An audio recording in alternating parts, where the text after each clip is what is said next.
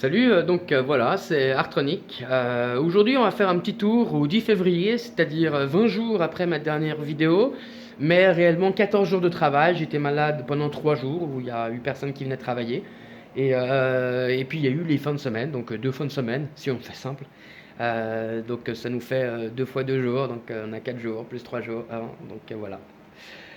Pour faire simple, alors, on va commencer par le mur qui est là. Donc comme promis, hein, on a mis du grillage partout ce mur là. Donc là actuellement il n'est pas totalement homogène, c'est simplement parce qu'il n'est pas sec, on s'entend là, parce que le mur a été fait.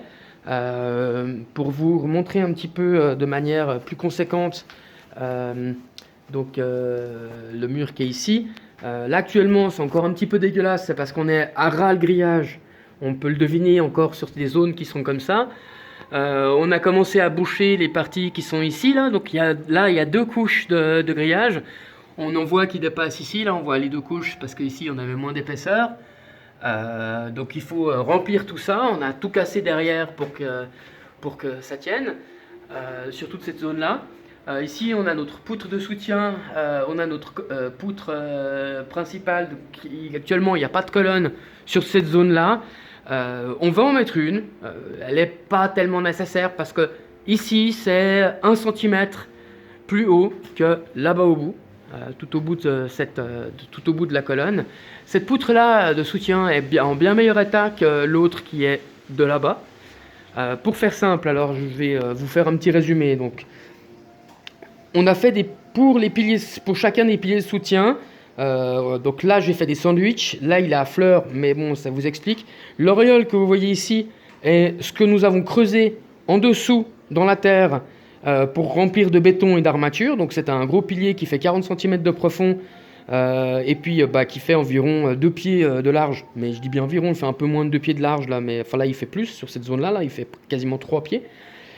C'est rempli d'armature, c'est rempli de béton, c'est indéfonçable. Là maintenant c'est du vrai indéfonçable. On a évidemment shooté les deux colonnes. On a mis, j'avais dit que je mettrais deux colonnes pour remplacer une, mais vu que la poutre ici était en très bon état et que j'ai réussi à la redresser vraiment de manière très homogène, ici comme je disais on a 1 centimètre de moins, donc on a fait en conséquence. La poutre là maintenant elle ne fléchit plus, elle est vraiment droite de chez droite. Malheureusement toutes les poutres transversales ici elles ont une légère flèche, alors je les ai renforcées, j'avais dit que je les renforcerais de métal, puis pour finir, j'ai simplement mis du bois au milieu de la flèche pour les maintenir un petit peu en place, parce que le problème il est vraiment dans les angles ici. Les parties qui sont là, elles sont descendues de chaque côté. Maintenant qu'on a redressé ces poutres-là, en dessus, on le constate quasiment plus, on le sent un petit peu lorsqu'on marche pieds nus, mais c'est vraiment très très léger. Donc on a remplacé 2 poutres de soutien par 3 colonnes en métal, renforcées avec des bases. Donc on a cette base-là qui est dépassante de chaque côté parce qu'on a pris en sandwich, on a la dalle de propreté qui est actuellement dans le fond. Ça dépasse, ça n'a aucune importance parce que j'ai la dalle de chauffage par le sol de toute façon qui va revenir par-dessus, qui va couvrir tout ça. Celle-ci elle est flush parce qu'en fait celle-ci c'est juste l'entre-deux portes. Il va y avoir une porte qui va venir dans cette zone-là, une autre porte qui va venir dans cette zone-là, qui vont nous couper en fait une chambre 1 et puis chambre 2. Pour faire simple, donc là pour l'instant c'est du stockage pour mon matériel. Tout le sol, comme je disais, a été fini. On voit encore un petit peu les endroits où on a mis du béton. Le béton actuellement est beaucoup plus dur que ce qu'il y avait avant. Il est surtout beaucoup plus épais. Il devait y avoir genre 5 cm de dalle de propreté, puis 5 cm comme ça. Là, il y a des endroits ça devait faire 2 cm, puis des endroits ça devait faire 8 cm. On a donc des trous pour les passages d'eau. Donc ici, vu qu'il va y avoir une douche, il y a un trou pour une douche. Sous mes pieds, il y a un trou pour une baignoire. Pour les évacuations d'eau, il y a une évacuation pour les toilettes qui est ici, puis on le voit pas parce que c'est derrière les planches, mais il y a une évacuation pour un lavabo dans le coin. Donc ici on a tous les systèmes d'évacuation, tout le sol qui a été fait, qui a été fini, on a déplacé cette zone là, on a fait une sortie ici pour par la suite essayer de déplacer cette eau qu'elle a pour que ça passe avant la bivalve, pour que jamais que j'ai de remonter, hein, même si ça remonte plus haut. Cette zone-là, normalement, bon, alors même si j'ai mon toilette qui est actuellement connecté, il va rester juste ça, là, parce que j'ai aussi la voisine qui est connectée sur ce tuyau-là. Mais lui, c'est normalement l'évacuation du toit. Il ne devrait rien avoir dedans à part l'évacuation du toit. Moi ici j'ai tout ce qu'il faut, tous les raccordements actuellement de chez moi, à part le lavabo à part la voisine, donc une partie de la voisine qui est ici, les lavabos de la voisine, je sais pas exactement tout ce qu'il y a là, mais je pense que les toilettes de la voisine c'est aussi là-dessus, on verra. Donc tout a été fait là. Pour continuer avec mes poutres, juste rapidement, hein. Donc les poutres, il y en a une derrière dans le coin ici. Cette poutre qu'elle a, en fait, on a trouvé la raison de la raison pour laquelle elle faisait comme ça. C'est parce qu'en fait, il y a eu pas mal d'infiltration d'eau par rapport à la cheminée qui va rester en place pour l'instant, jusqu'à ce qu'on la détruise, j'imagine, un jour. Elle sert à rien, elle sert pas de conduit, elle sert pas de rien. Donc toute cette zone-là, en fait, a été inondée. Le bois, il est mou. Actuellement, il est bien sec. On a la baignoire qu'elle a, qui elle aussi a dû couler pendant pas mal de temps. On le voit avec les différents machins, c'est tout mou. Donc elle wobblait, elle faisait vraiment du comme ça là entre les deux poteaux. Maintenant qu'elle est quand même bien asséchée, on a mis une colonne là, on a mis une colonne là, on a mis une autre colonne ici, on a mis une autre colonne ici. Donc comme je disais, pour renforcer les poutres doublées qui sont ici, on a rapproché en fait ces deux colonnes qui étaient là, les deux colonnes qui étaient à l'origine. On les a légèrement rapprochées, je les ai mis sur l'intérieur très légèrement pour m'approcher du soutien qu'elle a, mais celle-ci tient bien, donc comme je disais, il n'y a pas trop de soucis. En ce qui concerne les colonnes, donc les colonnes n'étaient effectivement pas renforcées d'acier, hein, je vais vous le prouver en quelques secondes là. On les a simplement on a simplement poussé les colonnes. Donc pour faire simple, voilà, vous voyez l'armature juste là-dedans là. Vous l'avez pas? Ah ouais. Moi non plus je la vois pas. Pas d'armature là-dedans, on l'a juste poussé, elles se sont fracturées mais toutes seules les colonnes, absolument toutes seules. Voilà, donc on commence à voir aussi, je vous ai parlé des évacuations, on a fini aussi les évacuations, tout ce qui était évacuation par là. On a supprimé l'évacuation principale, une évacuation qui existait juste par là, qui ne servait à rien parce qu'elle était juste là dans le chemin. On a fait par contre depuis la sortie qu'elle a, parce qu'on a fait donc ça ce sera la partie technique de mon local technique.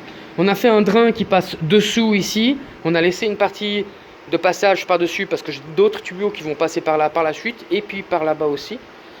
Donc là il y a un drain qui passe dans le sol jusqu'ici, qui vient se mettre dans la fosse de drainage.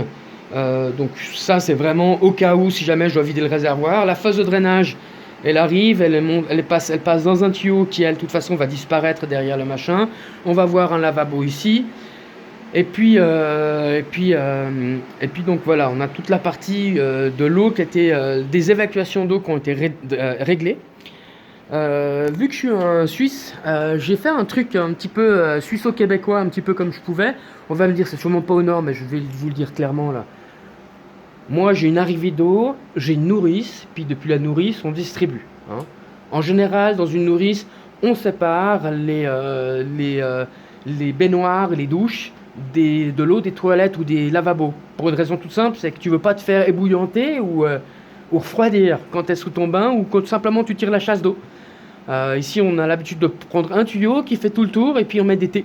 Moi, ça me paraît complètement aberrant. Alors, j'ai fait un truc suisse, là, à la Suisse, là, avec des vannes. Hein. Chacun de mes circuits est isolé. Donc, j'ai pris des manifolds qu'ils utilisent ici, là. Puis, j'ai fait des sorties avec des vannes, des petites vannes sur du PEX. On a évidemment donc, le chaud, le froid. J'ai mis mes petites étiquettes pour être sûr. Je ferai des trucs un peu plus propres, un peu plus beaux. On a une sortie d'eau, une évacuation d'eau pour la purge qui est ici, qui nous sert à rien. On a actuellement un tuyau d'eau chaude qui est libre, alors que en fait, on a un tuyau d'eau chaude qui est libre pour si jamais, hein, pour quelque chose d'autre. Je pourrais toujours l'utiliser, genre par exemple pour la baignoire et la douche, on verra plus tard. Tous les tuyaux ont été retirés, hein, ils sont faits de manière propre, là ils sont séparés ici. Ils vont aller tourner là-bas, on va les distribuer directement pour l'autre côté. Et puis on arrive aussi pour ce côté pour les machines qui sont là et là. Et puis pour les arrivées d'ici en fait. Ce qui vont être, ici on a un tuyau qui fait ces trois choses. Et puis on a encore un tuyau qui va aller alimenter de l'autre côté là-bas. Et justement une des raisons pour laquelle j'en ai gardé un libre, c'est parce que je retire encore un troisième tuyau pour le lavabo par là-bas.